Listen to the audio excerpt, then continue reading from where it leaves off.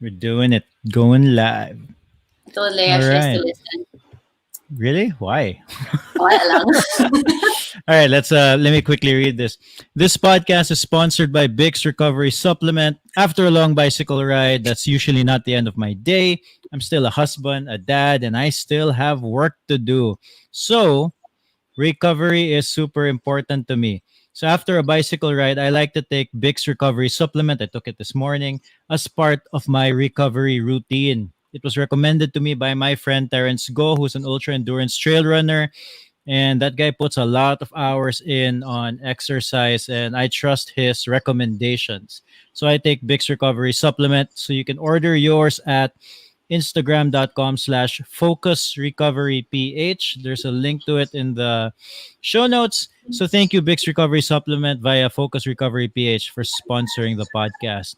And if this is your first time to listen to 032 Conversations over the years, 032 has had over 100 interviews. So I've been pretty blessed to talk to so many interesting people. You can check out the archives of the interviews at 032.com. So, welcome to the live stream of 032 Conversations. Today's guest is Monica Villarica. She began dancing at the age of 2 under the direction of her grandmother, our grandmother, Sala Villarica. In 2004, she joined her first CCP Summer Dance Workshop in Manila on partial scholarship. Along with intensive training in classical ballet, she was also exposed to modern dance. This experience opened her eyes to the world of professional dance and inspired her to continue spending her summers with CCP Dance School on full scholarship until 2006.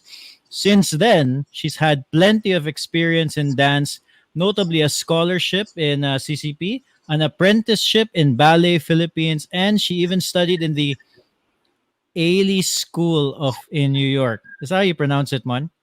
Yeah, the Ailey? Ailey School. Ailey. Ailey. Ah, and if you haven't figured out yet, she is my sister. Hi, man. How are you? Marmatag, what Sadly. nagkita? You're sad? No, of course not. What are you gonna say? Sadly, what? Sadly, I am your sister. Oh, really? I would have thought it was a good thing. My sisters tend to be pretty happy about it. I was just kidding, Carl. Of course, So, it's a joke. I really feel like you need headphones. Anyway, you have or you don't have? I'll have to look for it pa.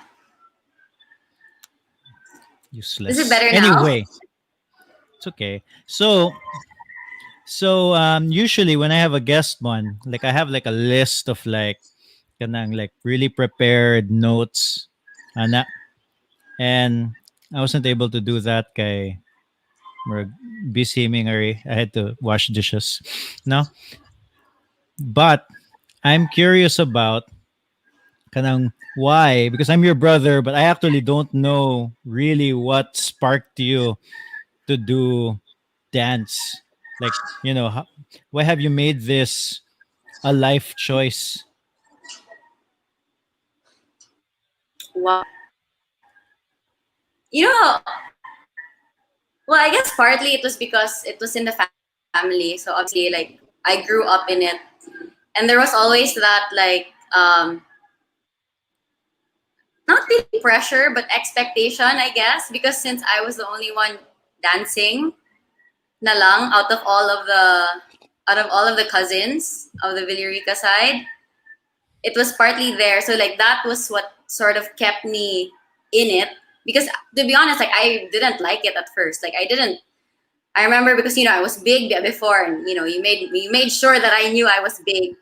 So like I had a lot of, I guess, insecurities about it, and Murag, it wasn't natural for me because I'm not a naturally, like my body, my physical anatomy isn't it's not really a natural dancer body type, like for ballet, since there's a very specific type. But I think because I was in it for so long, I guess, and like there were a lot, there were certain moments that cemented my passion for it, in a sense. What did you A lot, say? You like, were cutting off a as little I bit. it. Along the way, there were. So along, wait, let me just close this. So nice. Okay, I'm This is back. the time like a guest and walks out during the interview ba? Sige lang. Wag yung paki. Sorry, Basta wait. I wanted to close it because my balcony, like, it's so that mango. There's like mga chickens on this other side, so it was annoying me. So anyway, um, yeah. So along the way, there were certain moments that sort of cemented my passion for it. Like, it slowly built up to it. So it wasn't like a one thing. You know how some people, they're just like these. They watch a show or they watch somebody dance and then they're so inspired by it and like they're like, oh yeah, I need to do this. Me, it was sort of like throughout my life, like I always battled with it. Like, should I be in this? Should I not be in it? Like, because of all these situations. But then there were all these like certain situations that also helped really like tell me, oh, this is the road that you're going towards, and it's okay, and you're doing fine, and just keep going, in a way. yeah, as far as I can remember, fortunately, I was never forced to dance. I mean, like it wasn't. It's not that it's a bad thing. It's just that I didn't want to dance. Yeah, Like and you don't want to force somebody to do it if they're not into it. right? Yeah, but like for example, did Mikey have to dance? Our other sister, in case you Our forgot her. others. Yeah, I know I think she did take ballet class once said before. I think Yeah, all the girls pretty much had to. really. And then like what? Like a lot of them just stopped after a couple of years. Yeah, kinda. Like, see, Mikey, I guess, just didn't like it, and I think maybe dad had her choose between piano and ballet, and she chose piano, I guess. See, Mara was also taking class. I remember her. Mikey chose We piano, and yeah, were all at she did school was together in ballet school. Mikey chose piano, and Play the all she same did was song over play and the over same again. song for like 10 years. Mikey, I hope you're here. The the so Mara also had to take. You said Yeah, I know Mara had to take also. I guess also she didn't. But see, Mara would actually, like, her body type is more of the ballet body type. I mean, like, mm, more of the traditional ballet body type. But yeah, kana but I like what? guess, Like kanang murag naturally skinny, that sort of thing. yeah, skinny, long limbed, long neck. Um, Ah, yeah, and ang mga nga and I'm sort of like the opposite of that. I'm short. My neck isn't that long. Stuff like that. But mo yeah, nobody's talking about your no, I'm your just body type. saying. I'm just saying. It's not a big deal. It's not a big deal. Yeah, But yeah. so like, but it's it's I don't know if I was gonna say strange, but I'm not. I don't know. I don't know why you would feel. I mean, I'm saying this. I don't know why you would feel pressure, but I do know that is how you generally feel sometimes. Kana you are pressured to do stuff, no, because I am your brother, and this is what I know about you. Ever. No, I. So I don't know why you felt kanang pressured ba. I think the difference between you and me also, you really you have a personality where you're like, I don't care, whatever. I'm just gonna do what I do, and I don't really care. Or maybe I do care, but I'm just gonna pretend that I don't, and until I believe it. That's how you are. I think that's how the type of person. But like, I think with me, Murag, well, I guess maybe because it was already starting to mean something special to me, ba na dance was there, and like, I was the only one doing it, and I didn't. at that point, I guess it wasn't that I didn't like it. I enjoyed doing it. And like, I think in, like, I guess when I was, when I remember this, like when I was still young, you know, those times where I would just hang out, like bother dad when he's in his computer room, and like I'm just in the old paradise house, ba? Like dad would be in Yeah. his like computer room, and then like I'd be in the banyo, their banyo, like playing with mom's makeup, or just like, I don't know, just playing with whatever's there. Because I used to like doing that before. Like I think one day I was just like, Dad, what is, like, I think I asked him something like philosophical or existential, like, what is our purpose in life? Or like, why are we here? Or something like that. What did he Kind of say? like that. Number, I don't remember. I really don't remember what he said. Knowing that, it was probably like, oh, I don't know. He probably was like, you figure it out, and like I guess something like that. But I think I remember. I guess sense that about myself. Like, what am I supposed to do? Like, what's my, well, like, what am I gonna grow up to be like? Like, ingana question. And like, in a way, I always thought that those things were just would just happen to me. Like whatever I do, it would just happen to me. Like, what if A, like example, we get to letter A, I get to letter A. It doesn't matter what I do, basta I'm gonna get to letter A. Like, you know, like, do you get what I'm trying to say? But you had like some That it idea would that you just, what you wanted to be, and yeah, you would just somehow end up there. not really, like, I didn't have an idea of what I wanted to do, but I thought that, okay, whatever it is, I'll be that.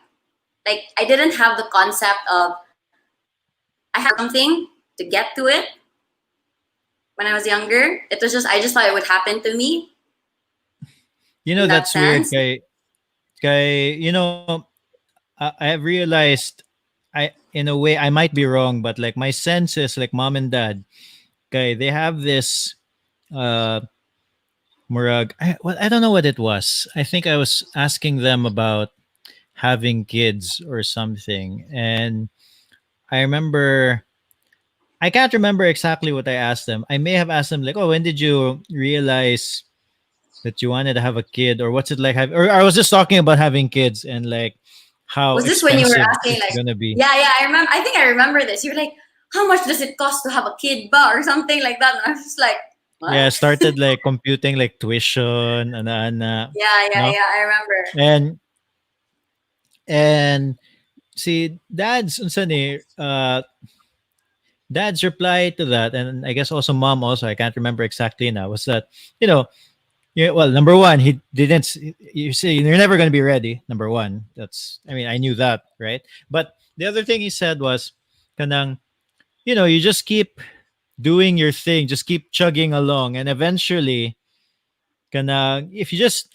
My interpretation of it, anyway, they may not have said exactly these words, but my interpretation of it was, you keep doing making right choices, keep doing the thing that you want to do, or the right smart choices, and eventually things will work out, right? So Yeah.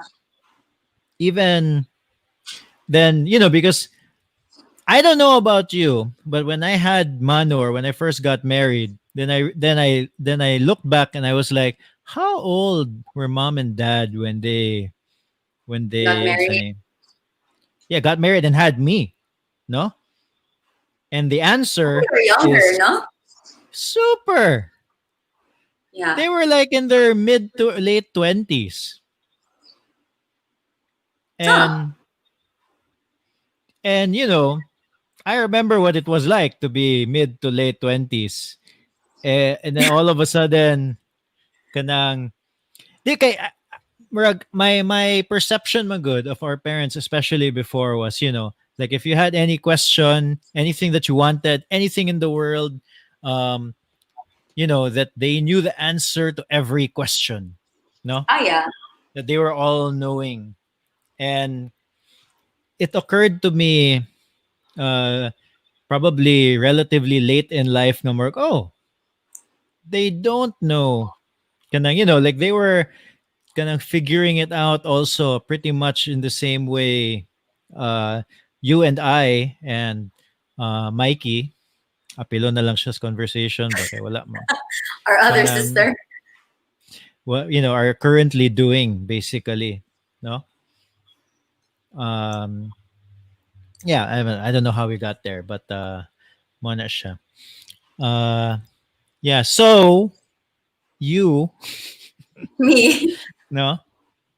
So I'm curious, was there a moment nga you thought nga kay doing something as a passion and then figuring out how to make a life out of it are kind of like two different things, no? What like when did you decide nga, you know what?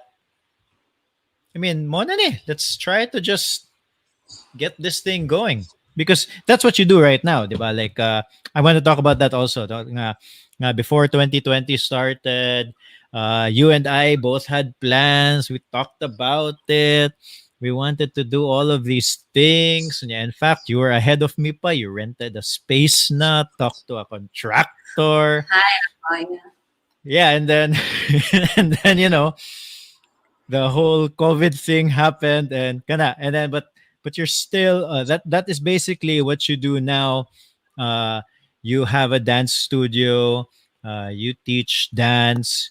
You facilitate the teaching of dance. Ano ba? So, what made you decide kanang kana like to dedicate your life to this?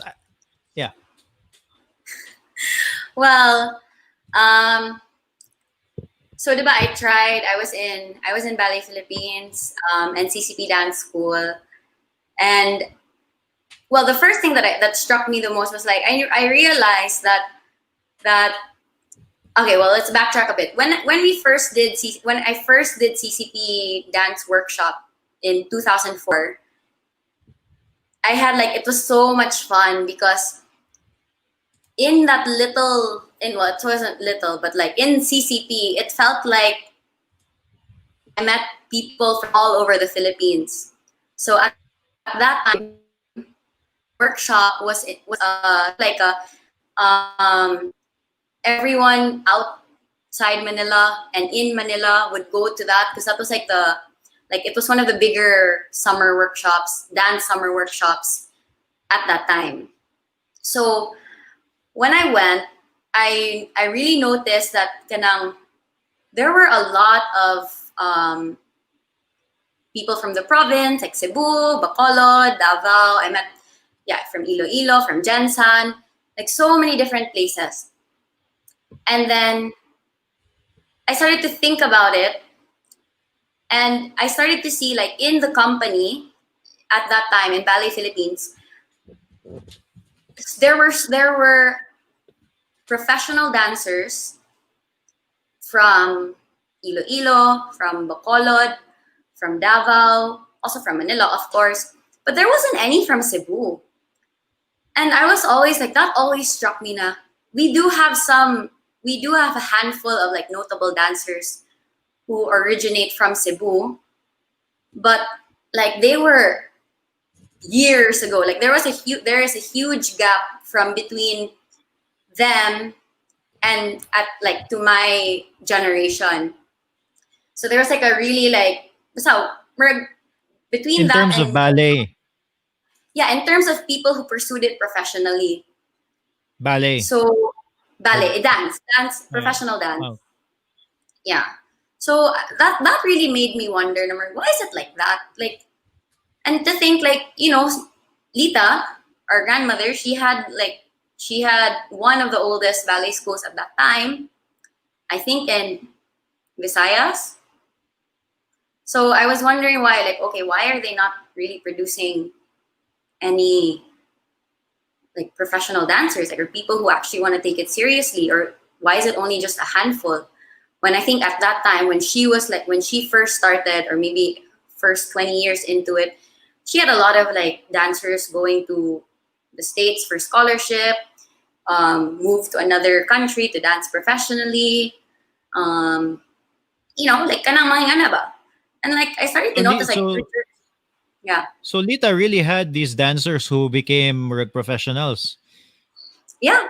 She really did. Like, so one was si Nordine Humalon, and oh, sorry, my dogs are out.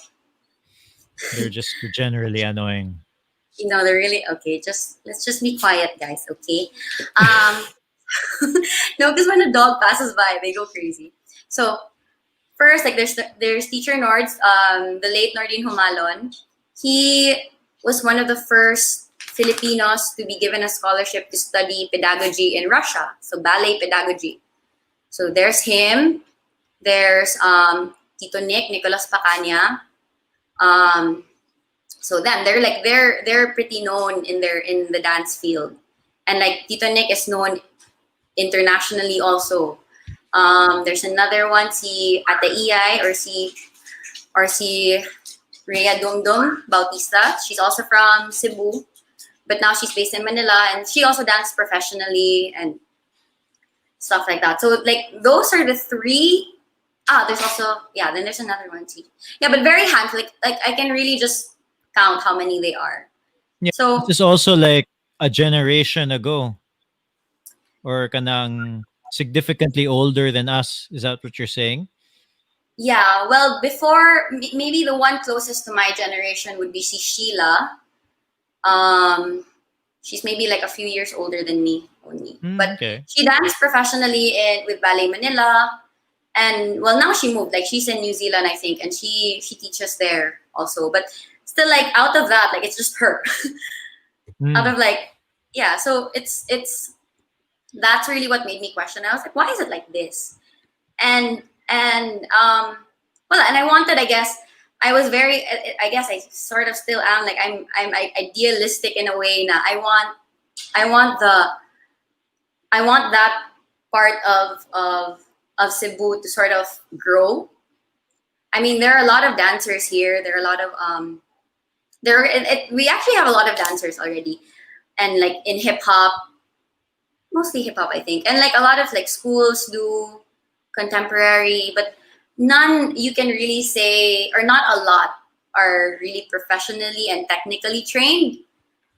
And like while those dancers are like they're great, they're really good, and they really have their own strengths, but it's also different, and it's a different approach when you have a technically trained dancer, and the way you see it also, or the way the audience sees a technically trained dancer is also very different. So when you say like So technically trained, like kanang really diving into the details, like how this person moves her ankle, how her shoulders are, kanang the I'm just making various guesses here. yeah, but when I say like technically trained, like more of like with a really strong foundation in ballet. So kana ay mga anak ba, like kanang they really have a deep understanding of how to dance ballet, basically, mm, and is trained in it, not just understanding, but also is trained. So it's one of those things where you're like, if you see somebody dance to a normal person, as if you see somebody dance na who isn't technically trained but can be very like good, to the normal person, to the naked eye, you're just like, oh yeah, mayo siya, like how American he can move or she can move. But to somebody who is technically trained, can tell na okay, they're a bit weak in this, they're strong with this. They know the difference ba between a technically trained dancer and a non-technically trained dancer. so it's like a sophistication in terms of kanang the knowledge of like of dance, like kanang murag. So so the I always try to compare it to music, for example. But the problem I'm good with music and kanang like the problem with music is kanang you can just, if it just sounds okay. I guess it's like that. So like a lot of musicians, like, they can do music and it will sound fine, but you can know when somebody is like really good at music. kanang totally different level. Um, like people here in Cebu, there's so many musicians, right? And a lot of people are really good, but the ones who are like really, really good, like a musician's musician, like kanang ingana ba? They're the ones who stand out good, no? Not necessarily get the most popular, but like if you are into instruments or whatever, like guitar or whatever it is the kids use nowadays on their computer, uh kanang, there's like they can you can be like very proficient at it, but that's what I'm saying. Yeah, Yeah, to somebody who doesn't know the instrument, it just looks like they're playing music. But to somebody yeah. who does, You can it tell can the be mind blowing. intricacies. Yeah, yeah. So it's yeah, So it's pretty similar.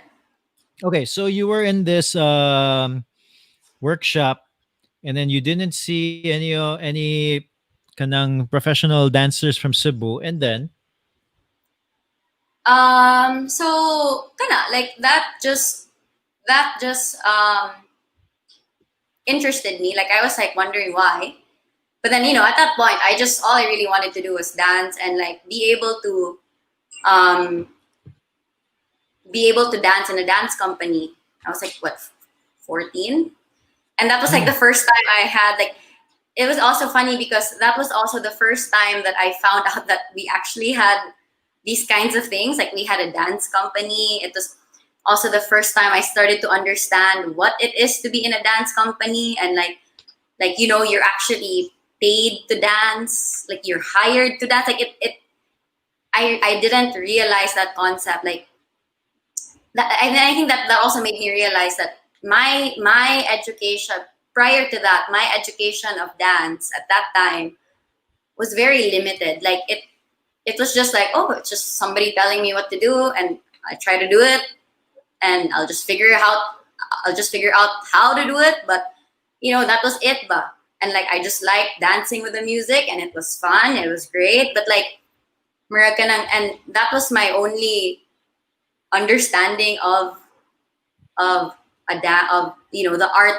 in dance, or the organizations in dance. I didn't really understand like, oh, you could actually be hired to dance in a company. Like I was kind of like, oh, that's really interesting. That's Yeah. So when I was at that age, I was just really like, oh, I just want to keep dancing. Like this is all that I want to do. And that was also the time that I found out that there was a high school for the arts.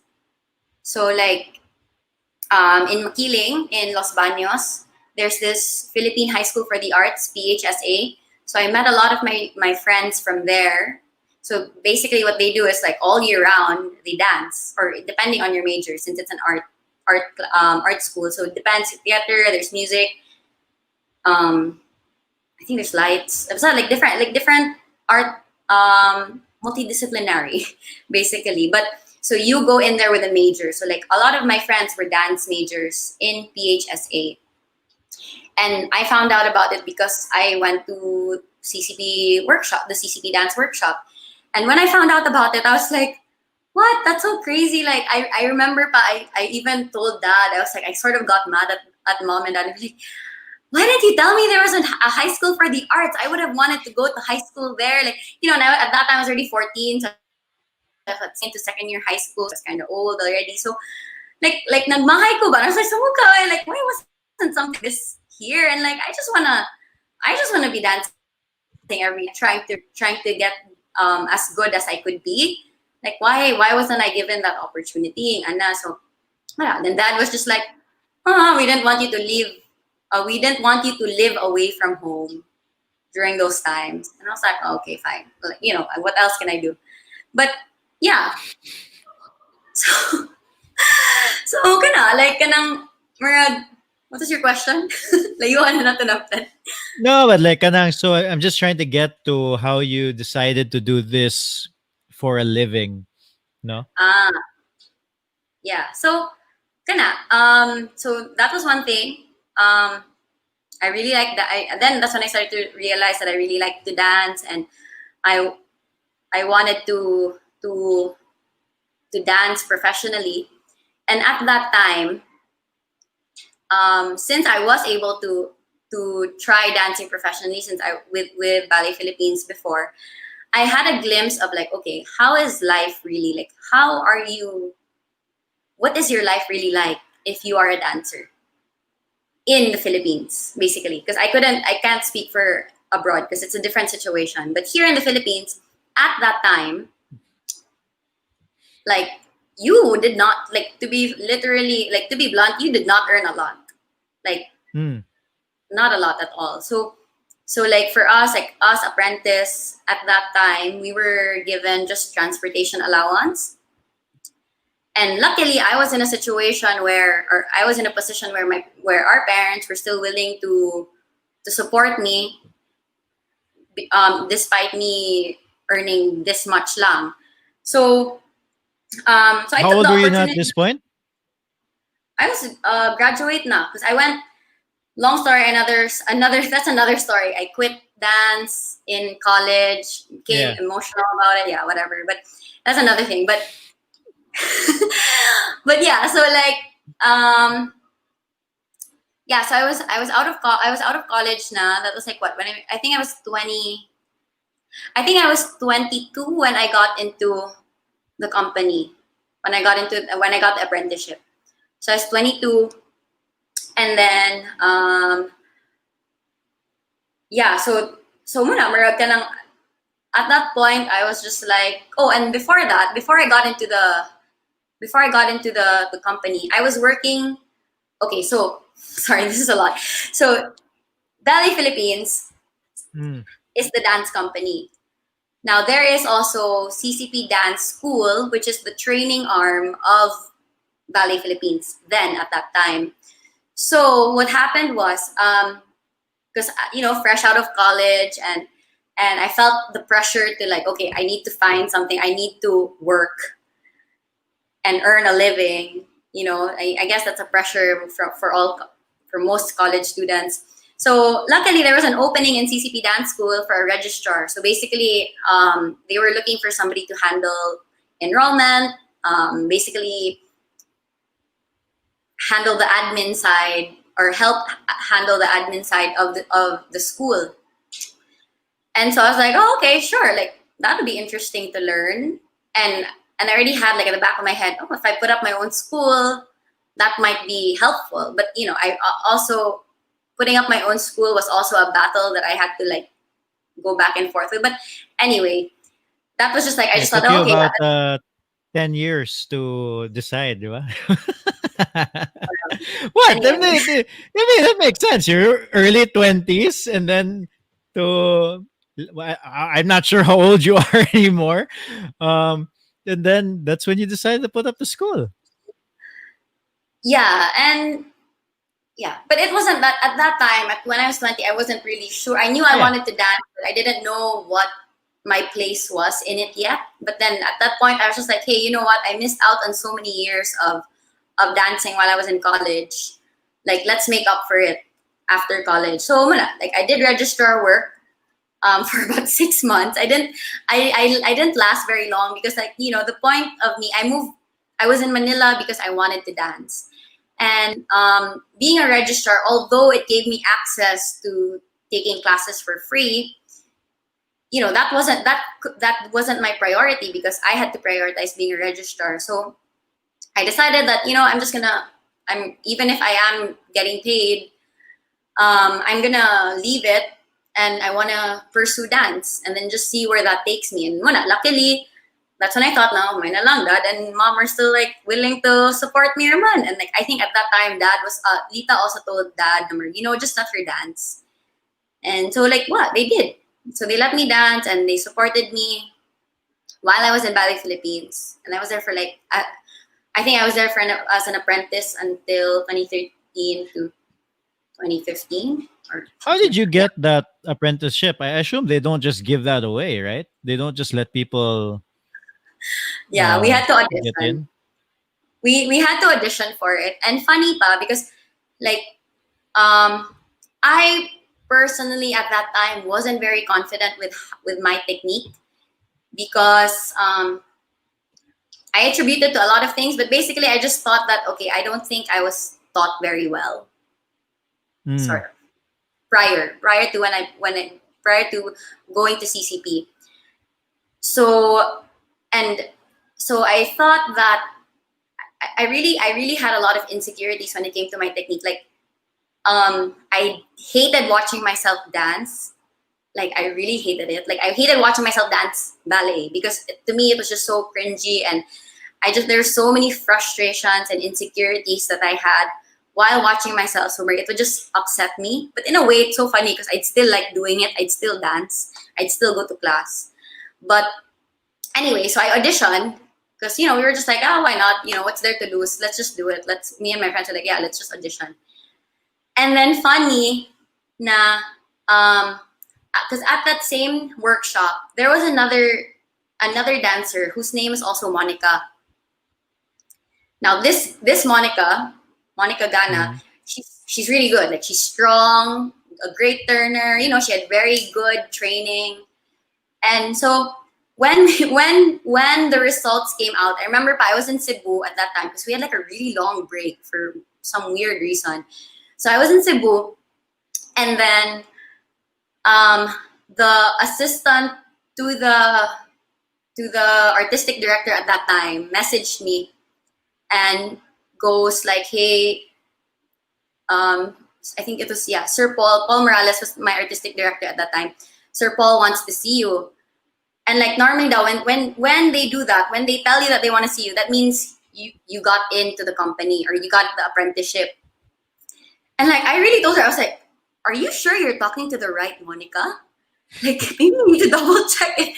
It's Monica Gana, maybe not Monica Villarica. And then like then she replies, she's like, haha, yeah, it's you. I was like, whoa. So I was really like, whoa, that's crazy. Like I was voila. Like I was like so surprised that I got in. But yeah. So you So got into that. That's how you got into the apprenticeship. yeah, so I auditioned. So I auditioned and I got into the apprenticeship. I got the apprenticeship, and I stayed there for 2 years. And like still, diba? Because I still felt that kuwang ako ang technique. Like I feel like I really needed to learn more. Now the thing was, when you are in a company, they don't really like, your job basically is to perform already. Like, the idea there is that you already have everything down. Like your technique is pretty much clean already. You're not working on it, and or well, you still, as a dancer, you still have to keep working on it, but you're already at a level where you're already done with the basics. Like your foundation is solid. I felt like my foundation wasn't solid, so I was there for a few years, and it was like, Question: yeah. maybe was it just you being too hard on yourself? Because obviously they let you in to the thing, and I can tell you that if I auditioned for it, Muraga, my chances were probably not that great. Well, I don't think But you'd be auditioning for it in the first place. yeah, diba? So I mean, presumably there was some proficiency there. Uh, so I think it was also because the thing with when you're doing dance companies or when you're trying to audition for dance companies, it's timing also. mm, So it could be, I think at that time, si Sir Paul, he is the type of he's a type of director who likes a lot of contemporary work.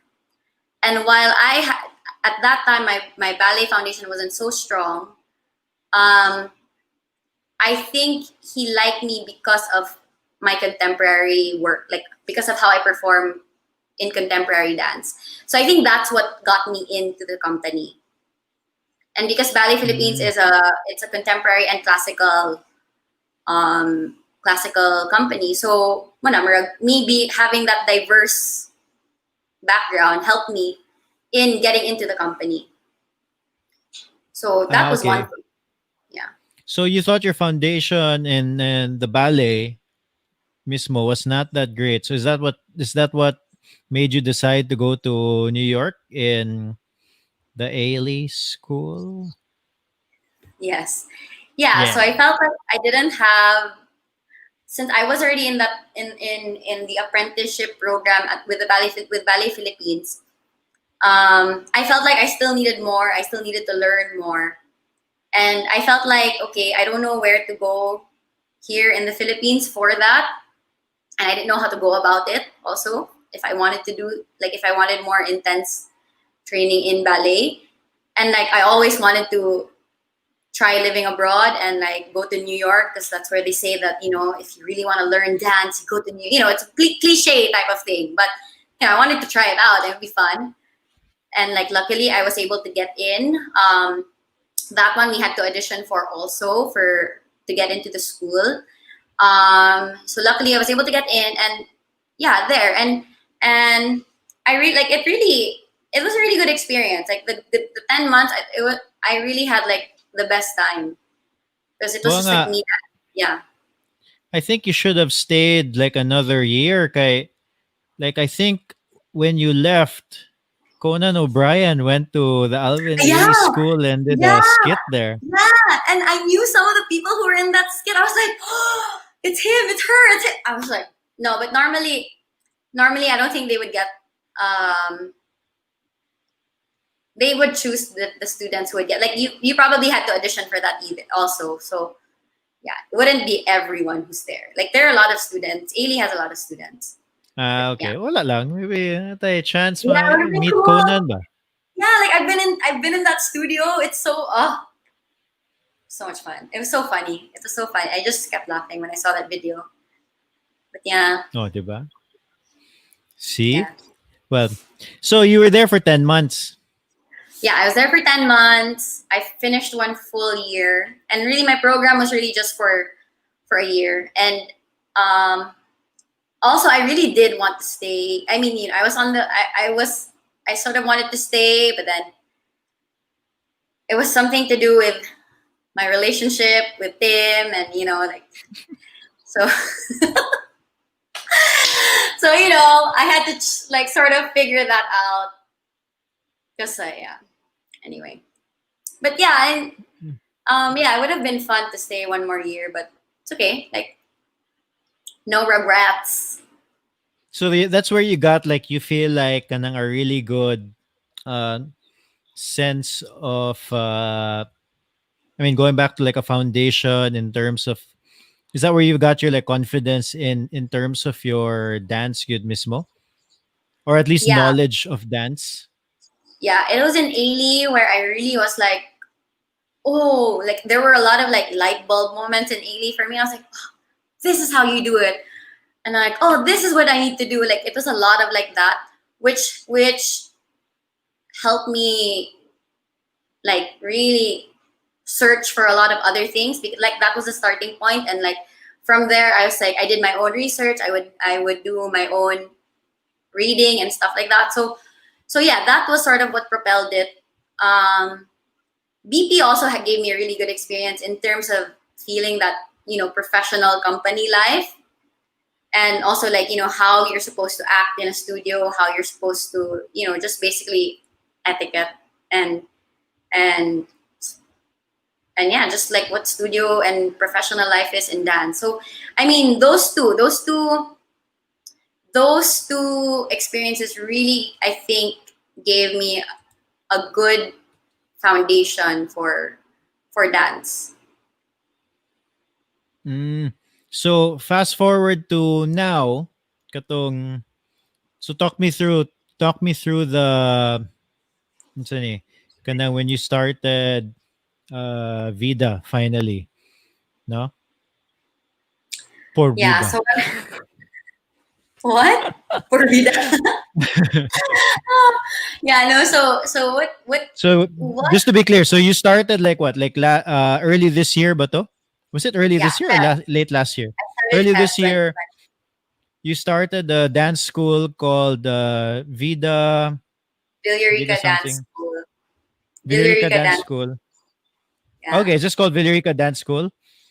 Yeah. In short, vida school. Okay, Villarica Dance School there, not Vida. Taka sa Carla. It is vida though. Ah, okay. So Shortcut Villarica vida. Dance. Ah, okay. Villarica Dance School. Yeah. No. Yeah, Dance Yeah. Academy na to para bida. No, I tried it, and then DTI said, "Na dili pa the academy." I tried it also. Like, Oh, okay, okay. but it was, Just yeah. So anyway, um, with Vida, what again? Like I said, like I was really on the fence about putting up my own school because Marag, in reality, it's like there are a lot of schools here already in Cebu,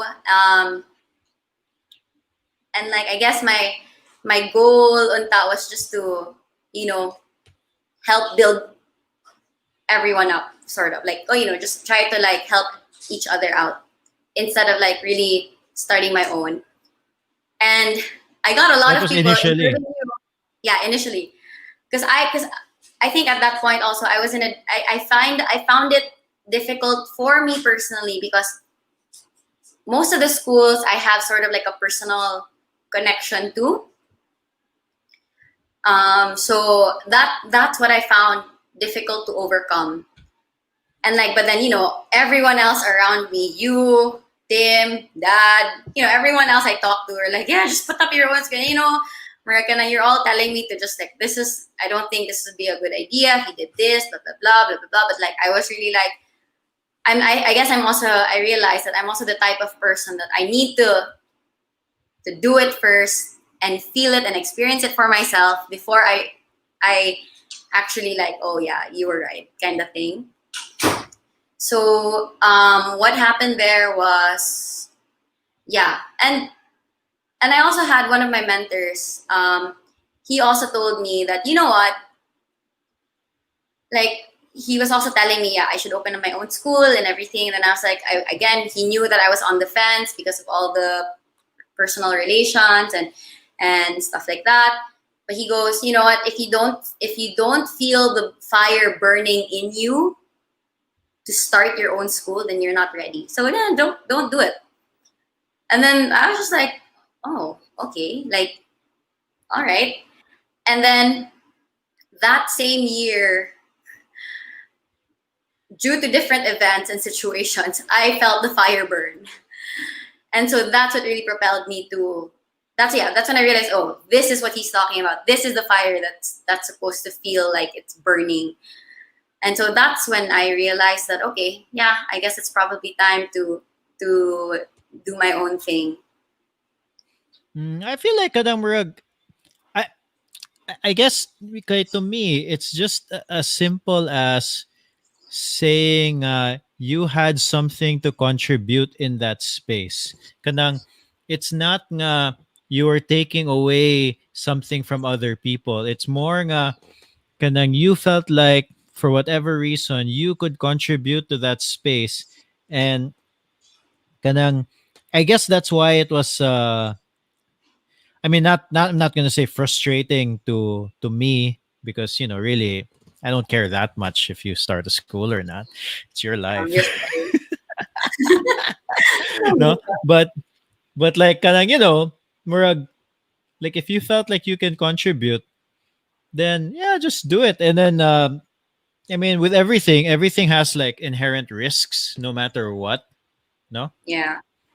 uh, the trick is lang is just try to mitigate those risks and everything. And but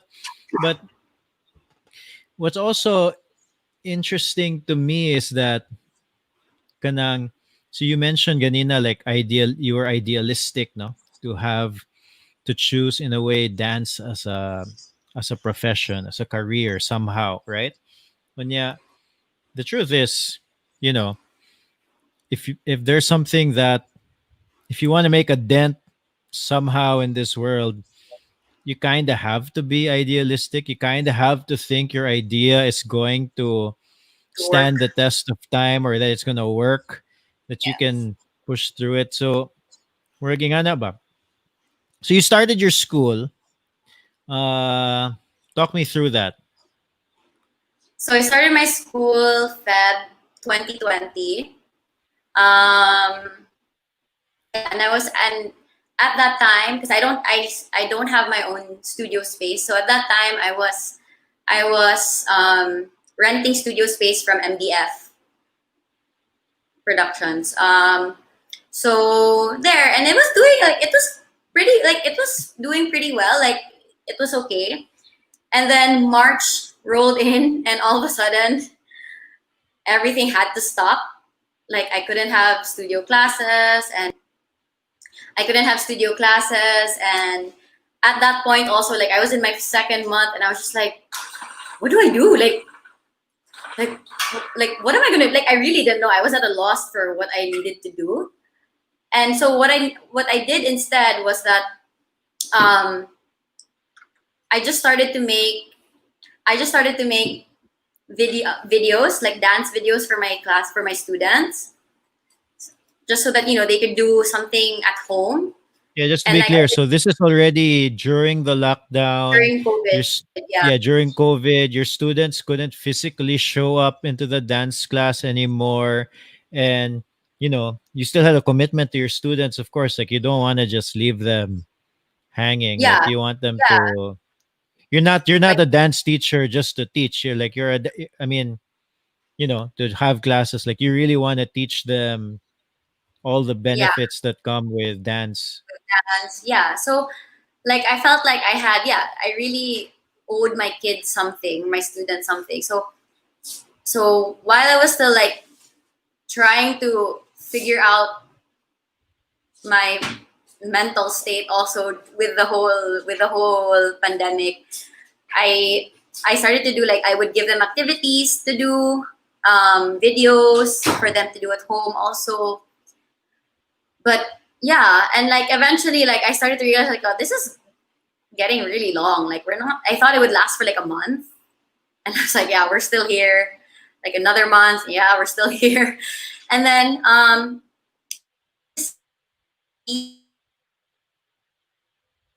the Mon, classes. Yeah, what did you say? there. You were cutting off. Oh, okay. So I started to see that a lot of my friends in dance were doing online classes. Like, having a class, then just log in. Are you still there? Yes, I'm back. So your friends were doing online classes, and then Yeah. So my friends were doing online classes, and they started it by doing, like, Instagram live. So people would just go to their lives and just do their class with them, as they did it. And so, like, that eventually became like a bigger thing, because it started off with just like a few people doing Instagram lives, and then that in turn became like,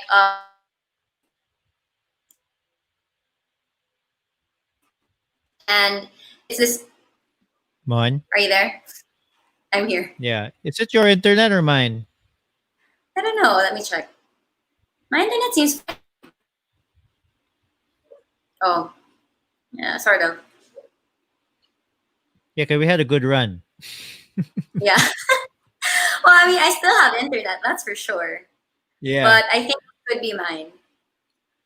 So yeah lang. So let's go Yeah. back. So your friends had Instagram So live classes. It started becoming a bigger thing.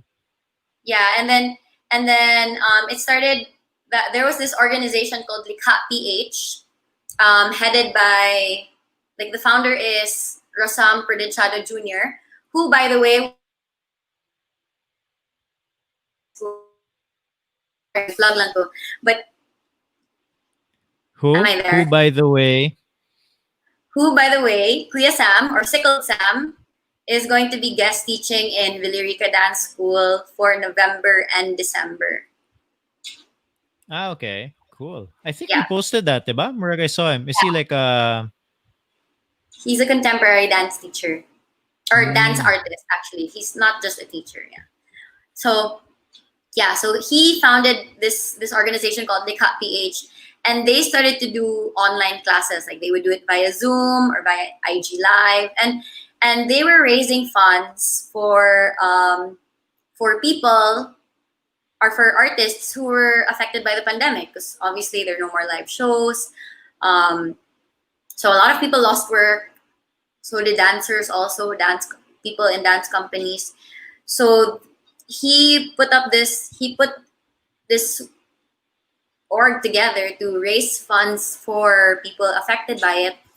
And so like you could take class and then you just had to pay like a donation if you could, in a way. So I wanted to I wanted to help out. I wanted to help him out somehow, and I also wanted to sort of like, because I was also still very on the fence about online class, and also because like everything was still new to me, all to me, and like I didn't know how my students were gonna react, or how they would respond to online classes. So that also helped me, like that idea of helping Likha PH sort of propelled me to, okay, like, yeah, like I have another, like, this purpose will help me will help push myself to really start online classes with my kids. Because like I also was thinking like, oh my gosh, like I just started, like what do I do now? Like do I just close it down? Like I was just like, I was really lost. Like I didn't really know what I should do. So about a month I just kind of like, I didn't know what to do. But yeah, so anyway, so I wanted to help Likha PH out. So that's why I started to do online classes, and a portion of the proceeds or of the tuition fees would go to Likha PH. So that's how it started. And then I realized that this was gonna be a while, and we didn't know when we were gonna go back to the studio. And even if it were allowed to go back to the studio, I didn't think that, Mon, like, okay, we should just, Mon. I'm back. Yes. Even though Oh you my could god. go back to the studio, you didn't think. Yeah, so even if we could go back to the studio, I didn't full.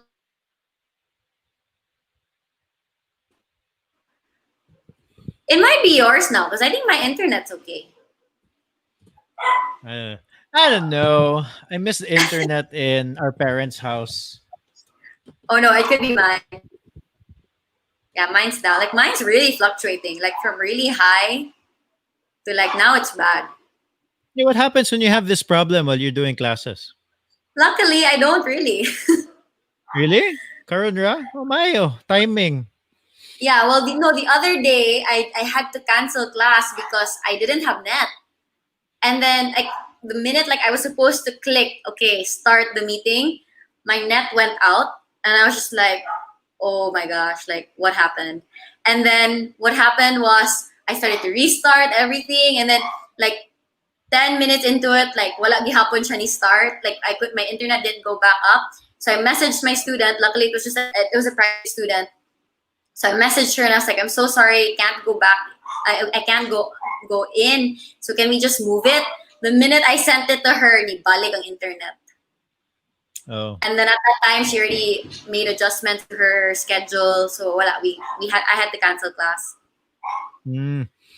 Yeah, part of the other thing I was curious about was like, at what point did you realize this was going to be long? Like this whole thing. I don't know. I just wala. Like I think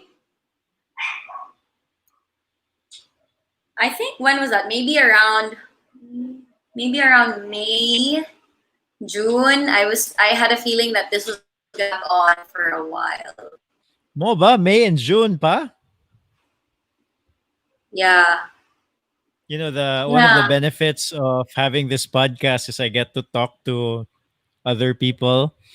Yeah. And I remember after the first few kanang online podcasts, and I just talked to a lot of people who are just like so much smarter than me.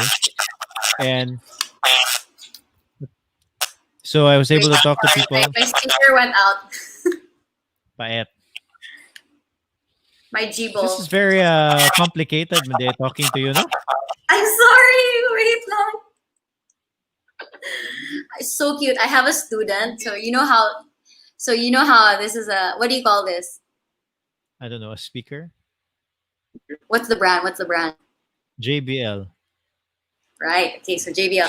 I have a super adorable student. She always tells me, she goes, Teacher Monica, excuse me, I charge my Gbo my G-ball is out of battery. And I Jibo. was like, oh, G-ball, so cute. But yeah. So anyway, my G-ball. So yeah. Sorry, what were you saying? No, so one of the benefits of having this podcast and just talking to people who are so much smarter than me is that it Thank you. I realized very early on that this was going to take kanang much longer than we thought, no? And I was Yeah. able to process that really early. Hence figuring out other hobbies and things, And that's why you no? started your YouTube channel. Yeah, because there's nothing else to do. And Uh, now it's pretty okay, no? So yeah. kana like when you're doing like online classes mon, kaning muraga it must be kind of strange also, 'di ba? Like kanang you because I'm trying to compare it to like when my kids have their silang Manu and Mati when they have their like online classes also nga for school. And I suspect like the teachers would get a sense of what it's like in the other person's household. No, you get a peek into it. Ba? Are you still there? I'm here. I'm here. No, especially ikaw ba like your kids need space. They really dance. Ana, no? So it must be kind of kanang I don't want to say unusual, but it must be a different experience. It is like it's very like so far it's been fun. Like it's been fun to see a lot of those things. Like first it started off with like I started to notice all these pets because I have a dog and I like pets. So like I started to notice all these like pets would just come into the screen and like while their human would be dancing and stuff like that. Like they would just come into the screen and like start to lick the leg or start to lick the ear if they were lying down. So that I found it very amusing, and I would just like the my student would figure it out anyway and just find a way to let the pet move go away. Some because like I there was once na like the grandparents were just watching at the back, like just there, like they were like I full view of the grandparents, and they were just like that, and then they would have like full on conversations at the back, and then like at that time, I think like my students like they would like to unmute and mute themselves, so I would hear parts of their conversation. Like, "Ana ba na? Okay, this is funny." Like I would also have another student where, even right now, like sometimes her siblings would join in, like her younger siblings. They're so cute. And then sometimes like the siblings would help, like because there's one namarag, I was asking them to point their feet. So like I wanted to see them individually point their feet and point their legs. And then so I was telling her, like, okay, more, do it more. And then her brother comes in, and then her brother just like pushes her toes. And I was like, oh, thank you. Like, oh, okay, great. So it's like it's so far, yeah, like getting a peek into what their like household is like. It's fun and interesting, but luckily, like they have pretty good attention spans. Like they're very focused. Like they know how to like sort of just block it. Like maybe at this point already, they just know how to sort of block it off already and just like let whatever is in the background is happening, and whatever it is, I'm just gonna focus on my class. How old are So your students? so they range. So I have the youngest, I think is about 4 years old, and then 4, 5, 6, 7, 8, 9, and I think I have a 12. So it's a wide range. I have 4 years old, and then I think I might even have like mga 50s plus. Oh no, 70s, Tita Noni. Oh Yeah, yeah, yeah, you had a class today with the fam bam who are some of them are yesterday. listening also. Yeah. No, Hi, Tita Mona, Tita Nito. Oh, no. Tita Minnie. Ate Minnie. So what are some of the challenges when you do these online classes? One is internet connection. Um, it's like sometimes it usually is the internet connection of the student, and like all of a sudden, or sometimes What I did you have one say? student. Oh, sometimes it's usually the internet connection. Like right now, Mm-hmm. that's the issue. So like sometimes I would just see one of my students all of a sudden in the middle of dancing, they would just freeze. And then like I would have another one. It's usually technical. It's a technical problem. I have no fail. I have one student who always tells me every class. She always like unmutes herself. She goes, "Teacher Monica, I can't hear you."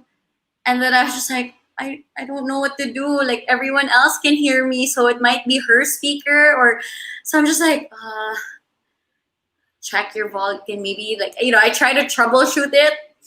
So aside from being a dance teacher, you end up becoming an IT person also.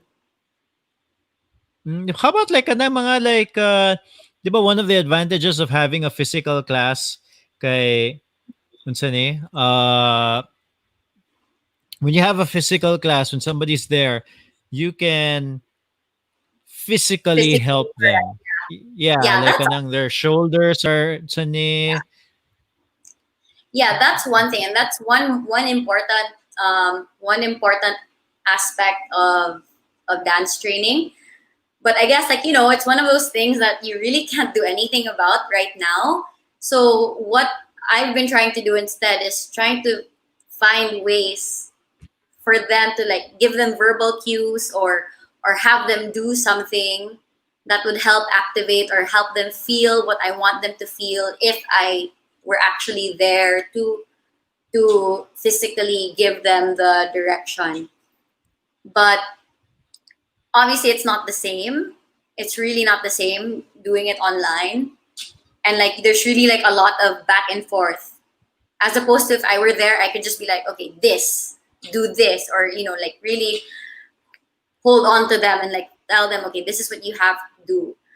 But I mean, I don't really see. Well, it was difficult at first, to be honest. But right now, just sort of, I see it as a challenge to be like, okay, what can I say or what idea can I give them?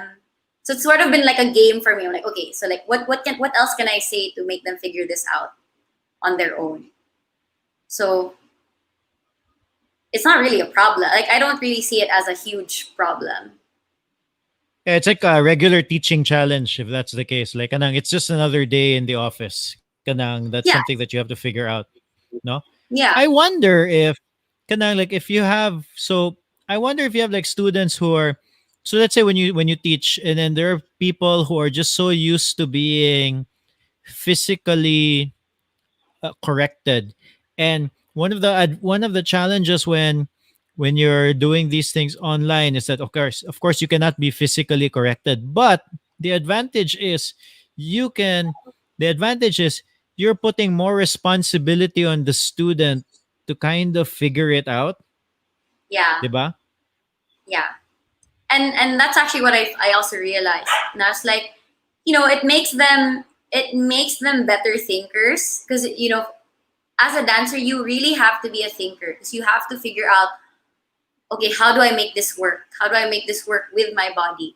So normally when it comes to like physical dance lessons, sometimes yeah, kids especially, or like anyone can just get complacent and be like, oh, the teacher's just gonna give me whatever I need to give, and I'll just do it. But then I'll forget about it and not really put any mindful um, action into it. So they can do it for a while, and then the next time you see them, since they didn't think about it, they do the same thing what they did before.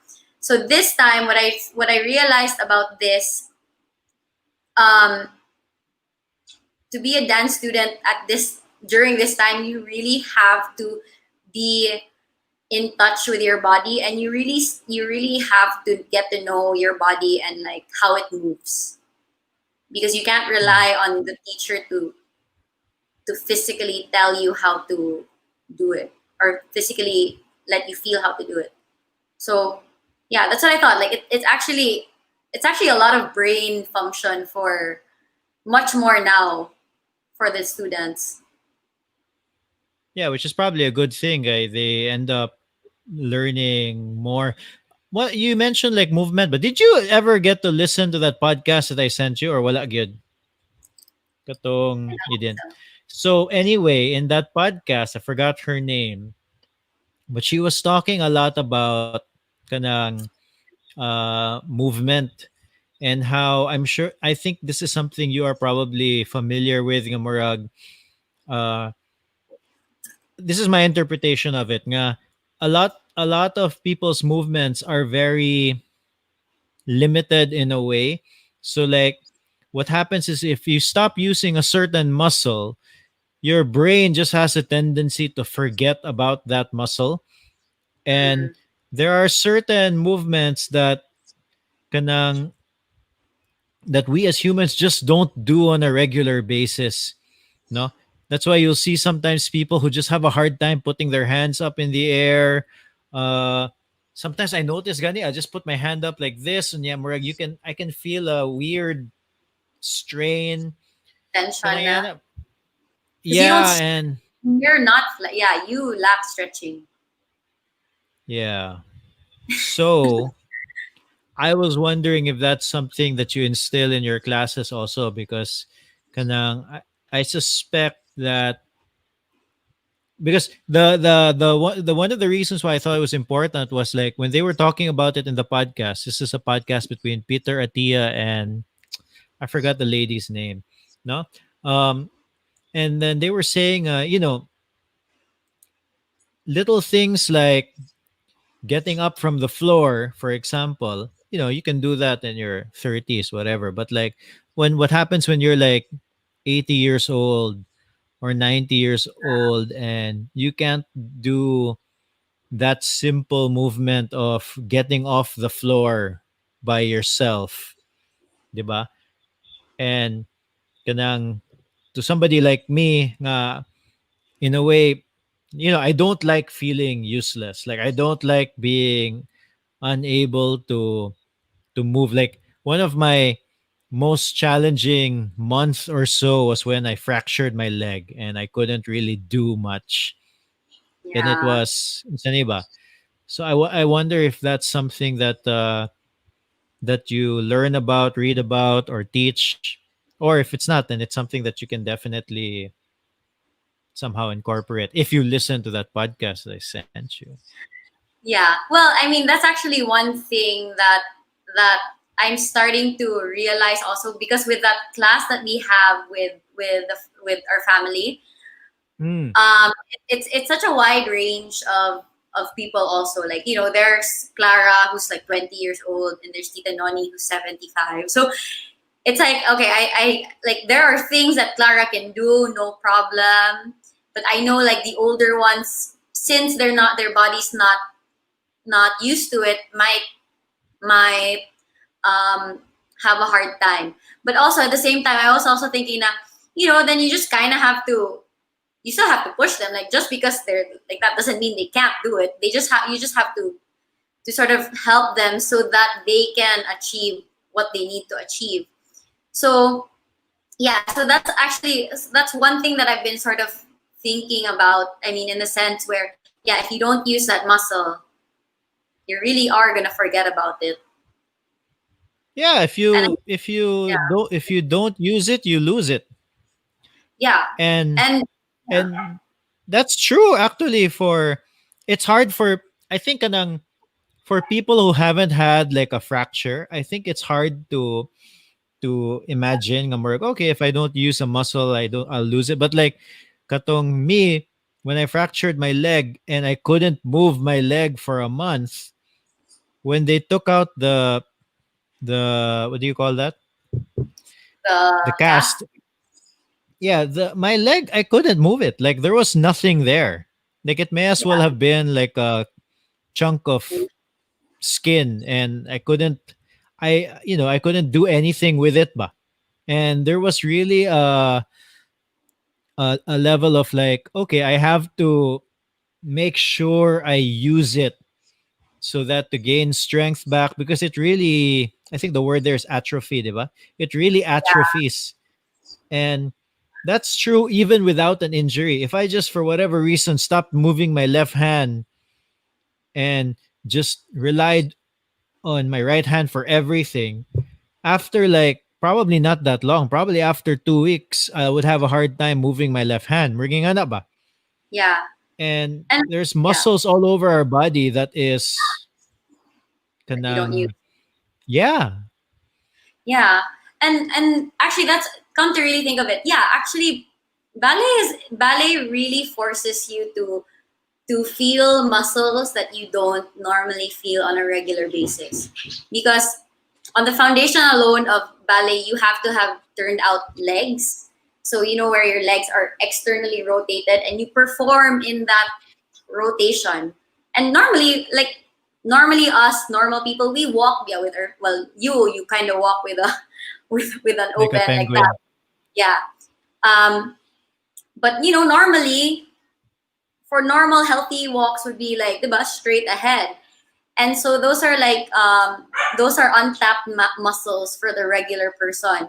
And so if you are a dancer, you really have to activate like those adductors, the inner thigh muscles, your deep six, and to activate those that turn out muscles. And like that's hard to find. Like people really don't know how to get to that, especially if you don't use it. So yeah, that's actually the thing. I guess that's really how it is with ballet. I guess that's what maybe differentiates it also with other dance styles or dance techniques, or yeah, because maybe like with ballet it's very specific and it's very meticulous. That's why a lot of the steps are slow, so that you really have time to connect your brain to that muscle, as opposed to like if you do like hip hop class, it's great because like you just have to follow the shape, the quality of the movement, and like okay, the person's raising her elbow up and like this, or you just follow. Ana. But it's not as technical as ballet. Has to be like okay, you have to rotate, you have to activate your core. Like there's like if you listen to me in class, I sound very like repetitive, but like I have to be because I need to tell them, like I need to keep telling them what they need to do because it's not something that's normal. So they have to keep doing it in a sense. So yeah, I guess in a sense na with the whole idea of the podcast being like that number, you if you don't use it, you lose it. Yeah, it's really like that. Like you with ballet, you're forced to really feel all your, I guess in dance also, but you're forced to feel all these different muscles in your body because at the end of the day, your instrument as a dancer is your body and you have to know how to work it. Yeah, and but also kanang murag, there really are long-term benefits ba? I feel na like, when both of us are in our 80s, you'll probably move so much better than me. Oh, Diba? you bike. You'll be fine, I think. You bike. I know, I mean, I'll be fitter than you, but I don't know if I'll move as well as say. Excuse me. Do you know how fit dancers are? Well, I mean, me, I'm not a full time dancer anymore since I do teach most. But if you really look at it, there was this list. Okay, maybe I shouldn't say it. No, there was this list where it considered being a ballet dancer as one of the more athletic professions. Because especially if you're a male dancer, because like you have to carry the women up and down, throw them up in the air, turn, and then at the same time you still have to dance and you're jumping and you're turning. So it actually takes a lot of fitness to be a dancer. I'm sure. I'm not doubting that. I'm like, I didn't you compared me, I'm good. Like, yeah, you'll probably be okay. Then like, that's No, I think ay na you'll lang be tos okay if you're ay na active. lang ay na lang tos Mikey. Oh, if she's active, so I'd be a Mikey, what does she do? Mike, I got you. Oh, I think she does yoga. You think? Does Yeah, I she? think she does. Because like during Leia's class, I would see her like having her yoga mat and in her yoga clothes, and she'd go away and she'll go Maybe out. maybe naglakaw-lakaw na siya with yoga clothes just to feel like she's doing something. Grabe sa si Mikey. I don't think so. Mikey's not like that. But yeah. No, I think Mikey's like, I realized we're actually a pretty fit family. Like, remember when you had mom and dad do the plank and Steph? Yeah. How long did mom? How long did dad do it? Like a minute, 2 minutes? I Yeah, forget. like I was like, Dad, like that doesn't work out, and he was able to do a minute. Like, Oh, yeah. Dad is like the least active of all of us, but like, he was able. So like, I feel like it's genes that we're all pretty active because of our parents. I don't think that's. I think you're using it wrong. I don't think it's genes. I don't think we're active because of our I mean, like genes. our muscles, but our muscles have we have what do you call it? You know those kind of mesomorph, blah blah blah. There are some body types that are more kind of athletic.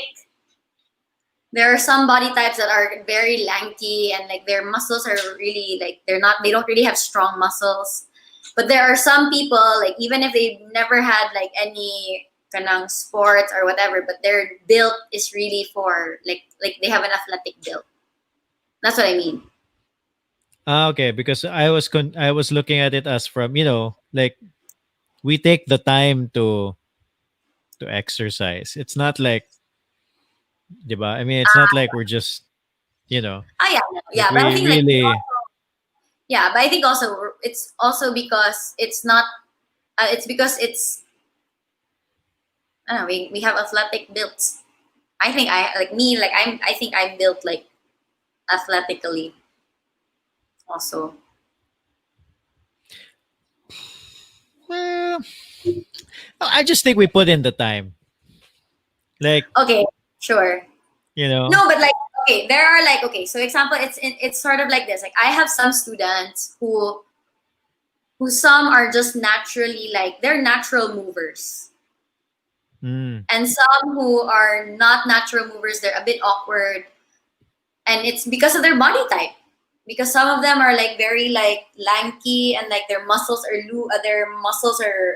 not as strong, and you would meet the say another kid who probably first time to do a ballet class also, but is actually a lot more like more athletic or can move better because of how her muscles are built. yeah. No, I think you and I are talking about different things. Like, kanang, I think you're I, talking about performance, and I'm talking about like, what'd I'm you talking say? about like I'm talking about body build, like how your Built. body is. Okay, Yeah, maybe. I guess I don't know. Probably. You know, they did say I was not bad at basketball yeah, yeah. back I when heard back. that. Yeah, Yeah, weren't you a runner also? in high school. Yeah. Yeah, runner, swimmer. Yeah, but, Yeah. also a gamer. So tanan. Yeah, you were doing games a lot in our room. That's right. Musician, raw. What? You're a musician. Oh yeah, that's right. Stream our music in Spotify Rescue a Hero. So Mon, so moving forward, so you're just gonna continue doing your online classes. Yeah. I'm gonna be doing my online classes. Well, yeah, because luckily, actually, well, we all still so many things up in the air and still so many things uncertain. But obviously, I will eventually need to have a space because I can't just keep doing online classes. Like obviously, when Oh everything yeah, is when it's all safe and people can safely go out without any worries. Um, I would want to have a studio that I can bring them to, so that they can yeah. get a better dance experience. But yeah, like so right now, yeah, we're just gonna be sticking to online classes, but um, we will have like a mini studio soon. We don't know when, but yeah. So like, remember I was saying that instead of like, diba, we were supposed to do Oak Ridge, Yeah. but because of everything that happened, and luckily there were a lot of delays in the construction and in the processing of the papers there. So luckily we were delayed by a lot, and so we weren't able to start on like actual construction, and so we were able to pull out easily lang. Because if I really did that and if I continued that, I don't know how I would have survived, to be Well, honest. actually, I think your your position, but like in a way, the timing. I mean, it was if since this thing happened naman yun, the timing could have been so much uh worse, no? Okay. Like one of your advantages is that you just don't have a physical space, and at this point in time, for a lot of businesses, having a physical space is a Burden. liability. Yeah, Yeah. or a burden, 'di ba? So, murag kanang uh murag like you were gonna do this anyway, and in a way, this gave you, yeah, somebody, I forgot who told this to me. Like it's like a reset, no? Everybody kind of started in the same place all of a sudden. So all of a sudden, everybody is starting back at close to zero. So you see businesses who were able to, let's say they invested in their social media presence for whatever reason, and then maybe on deliveries or whatever it is, no, on content, no, the ones who did that, they were the ones who were able to take advantage of this situation. The ones who the ones who were just chugging along because of the status quo, thinking this gravy train is gonna go on forever. They were the ones who were like, oh no, like all of a sudden, kanang this is a burden. I'm looking at like industries nga that were kanang not severely affected but affected, like food is a big example, diba? Yeah. Uh, you know, and then like gyms in general, like kind of your dance studio, exercise gyms, whatever. So all of a sudden, the spaces of every gym almost is here in the Philippines, or at least in Cebu, it's kanang quite difficult na ba? Yeah. Yeah. So yeah, that's why luckily, yeah, Tim and I were talking about it. You're like, yeah, luckily this, like it worked out the way it did. Um, so like, yeah, I don't have the liability of having to pay for rent every month in a space that I barely use. Um, and then anyway, we were thinking about like, so that's why we were gonna do a sort of a mini studio in the house. Um, so that's why we were thinking of doing that na lang instead. So at least it's not such a big risk, and at least it's something that we can easily control the in and out, the like the safety measures of making sure that everything or everyone who comes in is safe. So yeah, I guess like it's really been a reset, and like it did feel like when we were starting that we were like, um, okay, wow, this is like really big. Like we just started, and then like it's gonna become big all of a sudden because like of the space that we were gonna rent. So there's a bit of like, oh shucks, can I do this? Like, oh my god, like is this gonna work Like with the original plan of getting a big space, so all of a sudden with? you had to have certain expectations that needed to be met right away if you got the big space. Yeah, definitely, yeah. So that's why we were like, well, I think it was more Tim. I was just like, I think it should be fine. But like, yeah, Tim was scared about like having that big space so quickly. But then like also I was like at that point where I was like thinking about my situation at that time, like it was in an area that was so traffic and it was so hard to get to. So I was like in my head, Oh I'm like, yeah, I'm yeah. gonna lose. Yeah, diba? Like you've been there. So I was like, I'm gonna lose students this way. Like if it's even on a Saturday, it's so hard to get to. Like it's not something that would have been worth Why? it, ba? So that's why You mean the space that you were initially renting for your temporary space?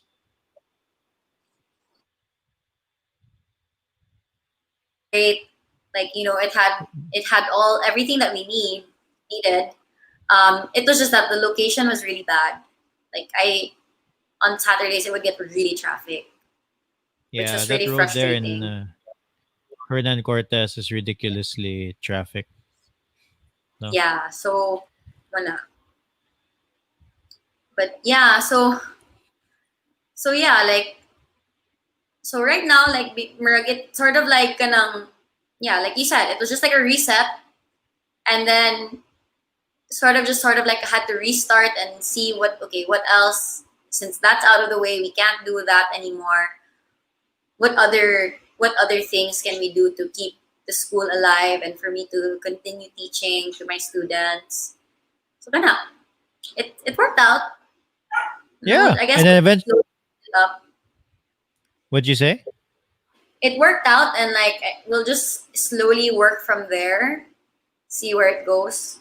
So the plan is to do that home studio at Yeah, some so the point. plan is, yeah, at some point do the home studio, and especially for those who have like bad internet connection, it's really. I feel like I get so low for them because, like, like they're in the middle of taking the class and they're so serious, and then all of a sudden they disappear. And like, it's you as a, like, if you were the one taking the class and you're so focused into something and you're really like putting your all in it, and then all of a sudden your internet comes out, like, you would be pissed.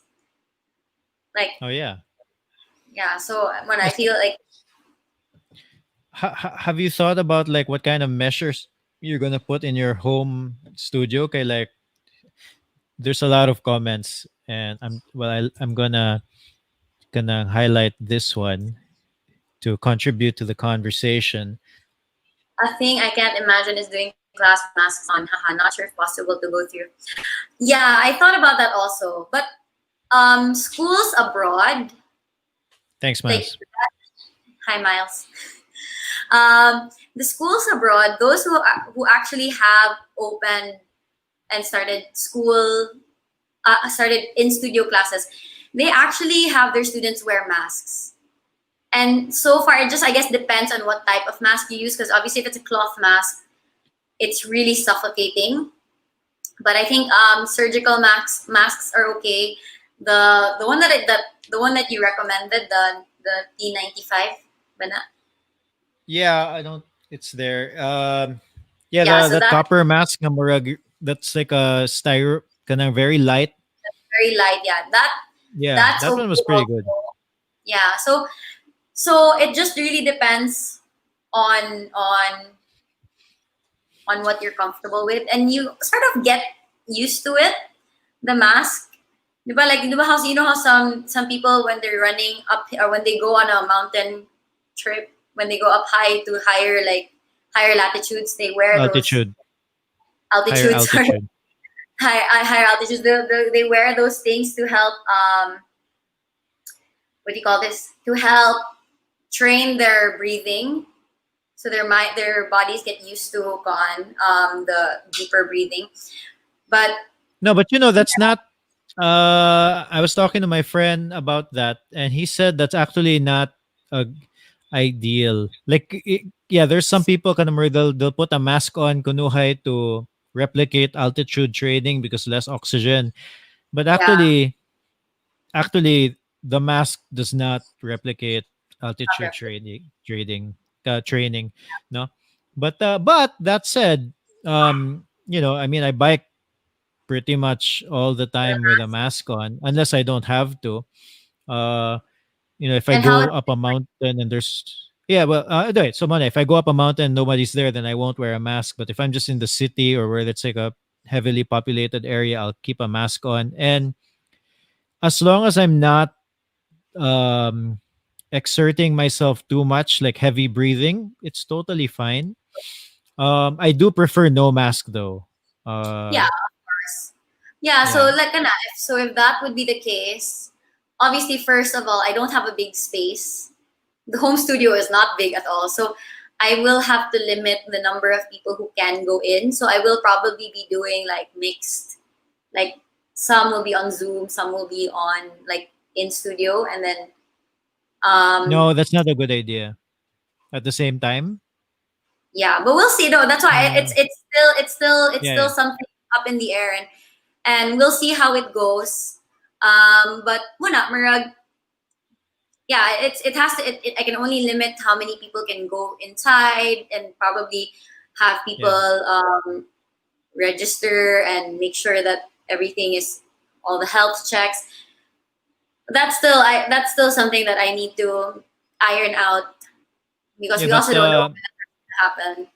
but generally speaking, I mean, you can try doing a class where you have actual students present, and at the same time kanang having students on Zoom. You can try it, but kanang so if you have, this is pre Zoom though. This is pre the the pandemic, but before, if you would have like a teleconference, and if you had a teleconference meeting and people were on the telephone, and there was another group of people who were not on the telephone, what would happen, generally speaking, is the people on the telephone get ignored over time. No? Yeah, So, that's what I thought also about yeah. doing mix. But we'll see. We'll see how it goes. And I guess it's also really my responsibility as a teacher not to ignore the ones who are on Zoom. No, but So you won't be able to, you won't be able to, it's kind of like beyond your control, because naturally speaking, you're gonna you're just gonna pay more attention naturally to the person who's right in front of you as opposed to the one that's on the screen.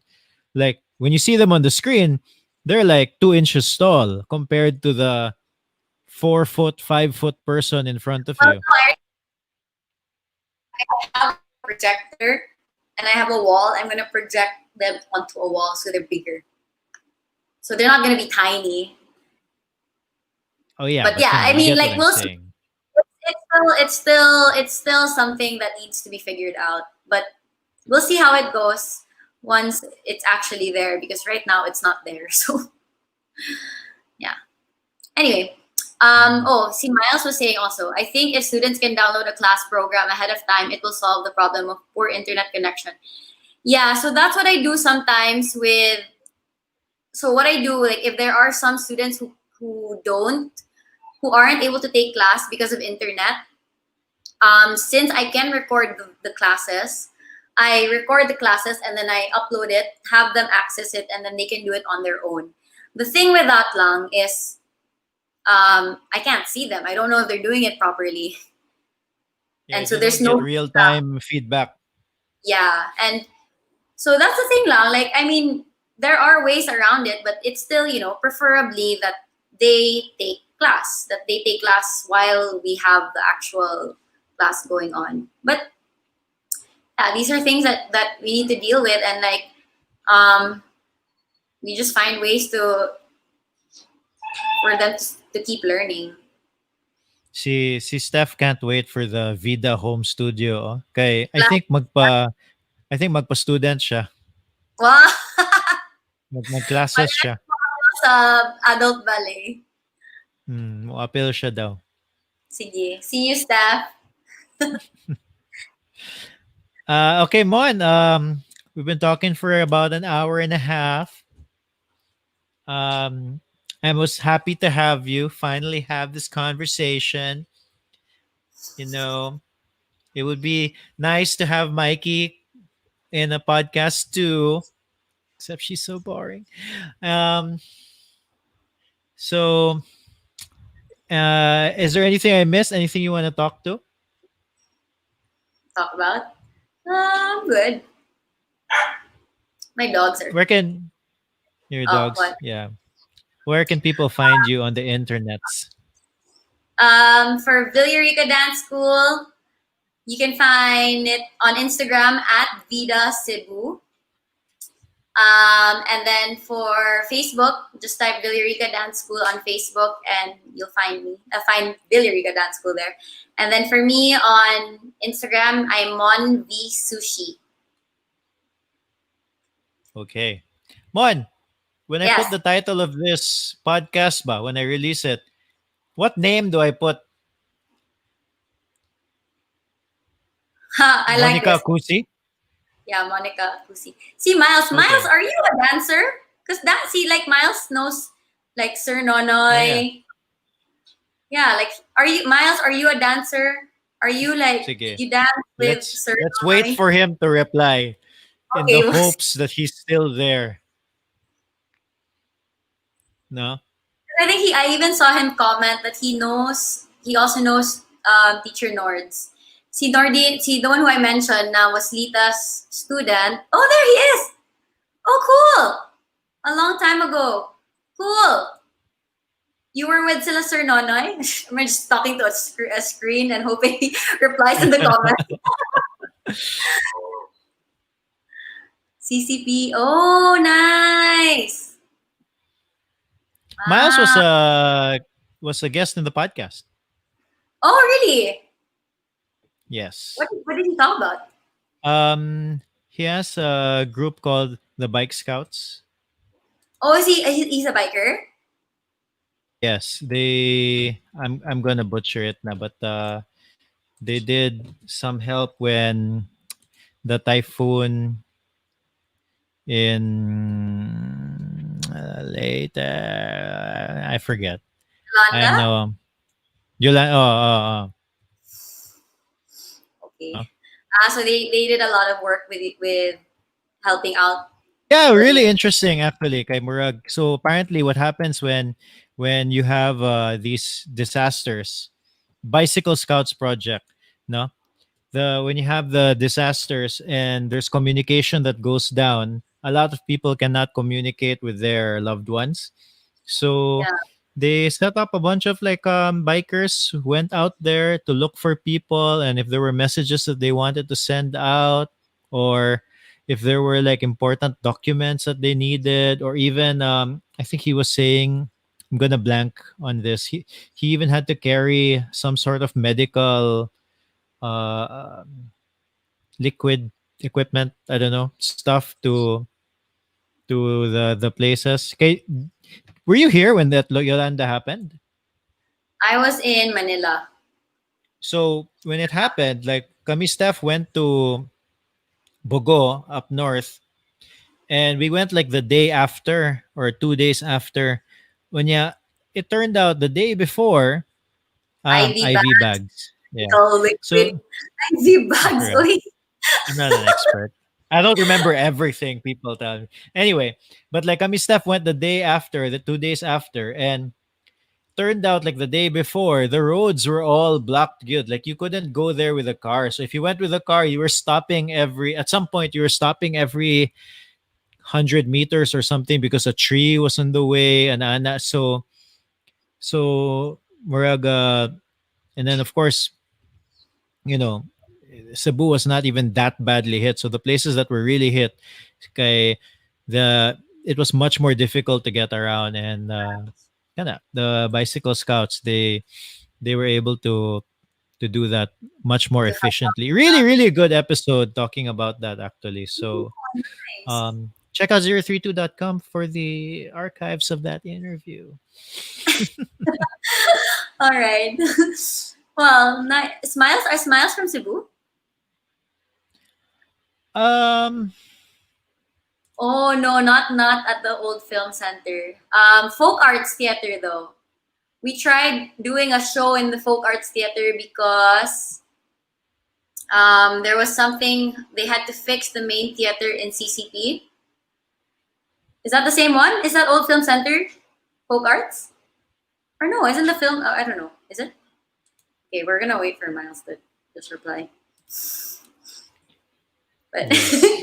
yes, I don't know. Is it? Yeah. So, but I know I hear that that's like Daghan Ungo, ang old film center basement. But I guess CCP in general also. Like you hear a lot of stories. but I've never So I think this personally. is a good place to end. Um, Okay, nice to meet you, Miles. Lagi, the uh, film center is the one that collapsed during construction. Yeah, sakto. So no, I haven't tried there. yeah. Kanisa si Stevie 76. What's Funny big? Kanisha. Yeah, he's Bix been is asking. the one that sponsored. Huh? No, like lingaw Big. ka si. I think this is the same guy. Nga we were doing a podcast with silang Jason, Blue, McCoy, and Sunny. And when I'm just doing a podcast with friends and we're just hanging out and just talking nonsense, but not Uh, many people really listen. But for yeah. some reason, this guy, for whatever reason, was listening. And then kanang commenting I think his first comment, hey Stevie, what's up? His first comment was unsa ni? Yeah, about basketball.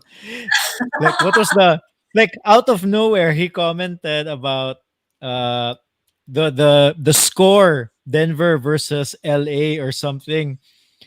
And then we're like, yeah, and he comments like Denver versus LA, and you're like, no one in this podcast cares about basketball. And then we started just like, just talking. And then like somehow like he was just like, may now such just a conversation. He was just So commenting you on don't the use 76ers at all. no idea. Stevie, you're a star. No?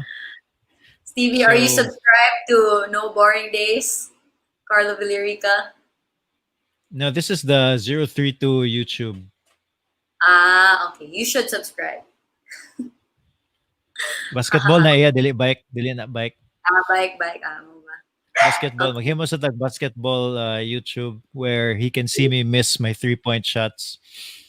Okay. That should be fun.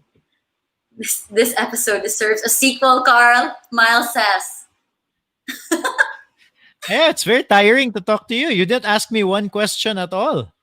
I Yeah, did. it's just me asking and then you just talking.